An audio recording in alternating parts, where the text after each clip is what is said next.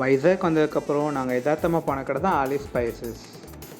அப்புறம் நாங்கள் பட்டர் நான், ஆந்திரா சிக்கன் கறி, ஃபிஷ் பிரியாணிலாம் ஆர்டர் பண்ணிட்டோம். ஃபுட்டு ஆர்டர் பண்ணி கொஞ்ச நேரத்துலேயே வந்துடுச்சு. அதுக்கப்புறம் நாங்கள் ஒன்று ஒன்றா எடுத்து சாப்பிட ஆரம்பித்தோம். ஆந்திரா ஃபுட் சொன்ன மாதிரி ரொம்ப ஸ்பைஸியாக காரமாக இருந்துச்சு.